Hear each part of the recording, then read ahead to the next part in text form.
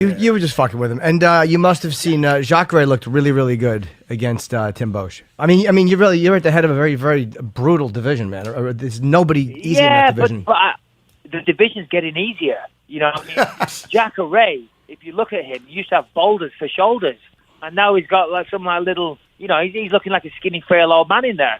You know, he fought Tim Bosch, and okay.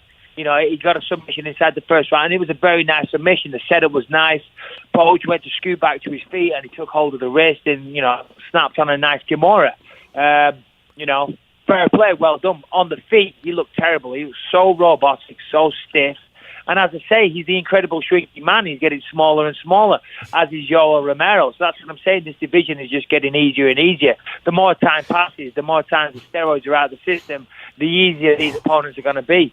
But listen, Jacare's right there as well. He's another guy. I would love to fight Jacare. I would love to fight Yoel Romero simply because, they deserve it, I guess. In a roundabout way, they do deserve it. And I'd like to test myself against them. I find it refreshing that he wears his heart on his sleeve. Yeah. Everybody gives a normal, I respect this one, but yada, yada. He just, that guy's a cunt. Yeah. He's like, that's what I like. Nobody will ever say, what do you think Michael meant by that? For the record, I never called Jacare a cunt. No, of course. No, you didn't call him a cunt. I don't even know if you said cunt. Did I say cunt? Yeah. All right. You know what's so awesome? I see you.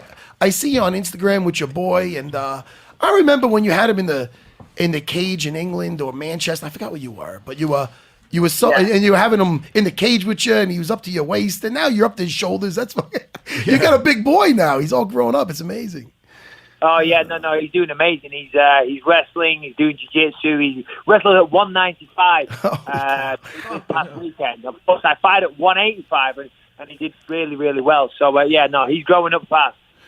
Yeah, man. Soon you're gonna be telling him to put out the garbage, man. You'll be getting ready for your fights, right? I'm trying. These new millennials are lazy fucks. What can I say? I tell him, I say, take out the garbage, do this, do that. He says, Dad, you don't do anything in this house. So yeah. That's great. All right. Well, before we let you go, Michael, how long are you going to be laid up for? When are you going to be able to get back into to training? Yeah. Well, here's the thing. I mean, I'm my own worst enemy at times because a week after having the surgery, I was actually sparring with Kendall Grove. Kendall Grove was staying at my house because he had a fight coming up, and I wanted to help, but of course I get bored. So it was like 8-9 days after the surgery, I went in and did some boxing sparring, and then the next day it was, my knee was killing. So I rested for a few days, and then I went and did some bag work, and then the next day it was killing. So I've been taking 2 steps forward, 1 step back. And just a second ago, my doctor sent me a text message. I've got to go and see him today. So I guess I'm just going to rest and stay off it completely because I'm going out of my mind now. It's been 3.5 weeks, and I'm just sitting in my ass, just sitting in my house, getting fat, eating crappy foods because I'm bored. So. Sure. So maybe a couple more weeks and I'll be able to start proper training. But the pain is still there. It's still kind of painful. But early summer, to answer your question, I'll be back in there for sure. And you mentioned GSP possibly going up in weight if you two fought. Did you see how great Hendricks looked against Hector Lombard first fight at middleweight? I mean, that might actually help GSP. Yeah, no, absolutely. I'm a fan of Johnny Hendricks. Who doesn't like Johnny Hendricks? And I detest Hector Lombard because he's a little shit. So it was nice to see Johnny Hendricks beat Hector Lombard. And I thought Johnny looked better. He utilized some good footwork. And, this is too small a guy. And listen, let's be honest. Johnny Hendricks versus Hector Lombard was 2 welterweights fighting at middleweight. It was like Nate Diaz and Conor McGregor fighting at welterweight. It was the same thing because they're both welterweights, let's be honest. Johnny won. I thought he did a good job. Hector's a dangerous opponent, and I was just happy to see Johnny Hendricks get a win. And I have to ask you, of course, now, what is it about Hector Lombard you don't like? I've never heard this. No, listen, Hector Lombard's a piece of shit. What can I say? I mean, you just take one look at this guy, and you know that he's a scumbag. And several times over the years, my interactions with him, we've nearly had multiple fights. When I fought Luke Rockhold at UFC 199, when I knocked Luke Rockhold out in the first round, and Hector Lombard got knocked out against Dan Henderson, that fight, in the lobby, after the weigh-in, I nearly got into a fight with Hector Lombard. He's walking past, and I say something, And I said something like, he made a remark, and I said something joking, and he turns around, he's coming at me, and he's calling him and having to hold him back and this and that, and I'm saying, look at you, you're pathetic. I said, you're going to fight tomorrow. You're trying to fight me in the lobby. Get a grip. Without the cage, man, go rocks the brains. I don't care for that guy. No, wait, hold on. Now listen, I know you said, you said a little something. Yeah, Wait, come on now, Mike. Listen, champ. What did you say? Come on, what did you say? No, I was walking by, and as I say, several times we've had interactions, and as I walked past, he looked at me, I looked at him, and I went, this guy. And that's all I said. I said, this guy. And then he kind of stopped, and he turned around and said, what do you mean, this guy? And I'm like, this guy. And anyway, there you go. So it was me. Basically, I started it, annoying self that I am. So you were just being a little annoying, and he actually wanted to fight over it. This guy. I'm mocking it. Congrats on that. But you know what I loved? I don't know if I want to see who's seen this. It was you did this with I might have told you this before, on your show. That what was it? The clip you did with Renato from Snatch. From Snatch, Yeah, right? yeah. What was that? That was that was fucking great. That was so good. Yeah. No, that was Renato Laranja. I mean, he's a funny guy. funny as So fuck. he came to me with that idea, and I was like, yeah, of course. I mean, who doesn't love Snatch? And of course, Renato Laranja is, he's a funny dude. So that was cool. So much fun. Jimmy, you ever see Snatch? I did not. No. You did not see Snatch? I know. You not love at all. Snatch. I do. It has nothing to do with it. I'm a big fan. I rented the wrong film. He rented Different Snatch. Hey, we would also be we'd be silly geese if we didn't ask you about GSP. It's been announced that he's back with the UFC, and people are talking about him and you fighting. So I guess he wants to go up in weight. How do you feel about your first fight, his first fight, possibly being you?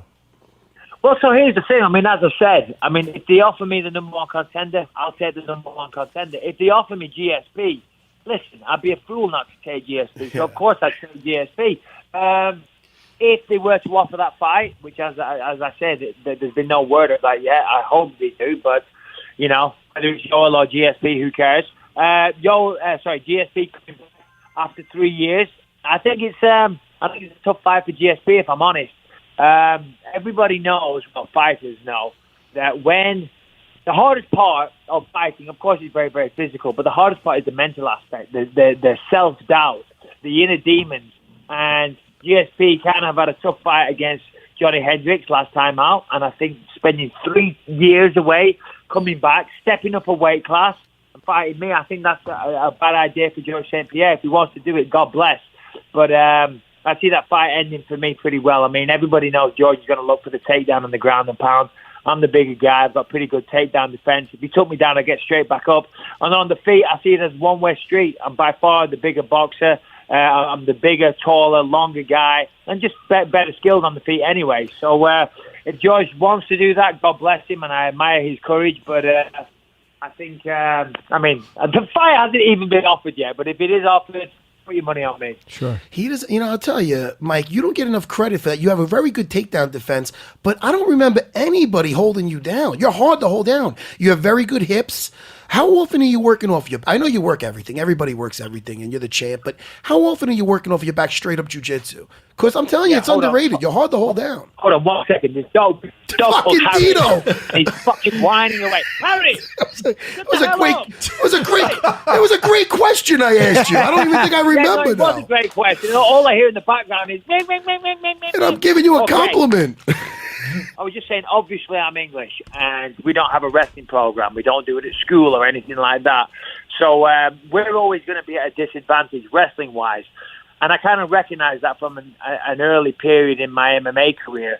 And what I would do was, whenever I would start my sparring, I'd always start off my back. So I always had to fight back to my feet to be able to use my striking. And I used to drill that all the time. And I drill off my back all the time. I drill the way I get back to my feet all the time. In fact, it's very, very simple to get back to your feet. I mean, when you've done it as many times as I have, it's so easy. Getting back to your feet is easy. And I watch fights, and I think, Jesus Christ, just get back to your feet. Come on. There's some pretty basic steps you just follow, and you get back to your feet pretty easy. Jiu-jitsu-wise, I mean, I would like to be doing jiu-jitsu more, and that is my what shall we say? What do you say? My New Year's resolution. I'm going to do more jiu-jitsu this year. Right now, I'm recovering from knee surgery. I had a knee surgery a few weeks ago, so I'm limping around the house at the moment. But as soon as I can, I'll be back in there. I'll be working my jiu-jitsu, working my wrestling, working everything, But, I like to roll. It's fun.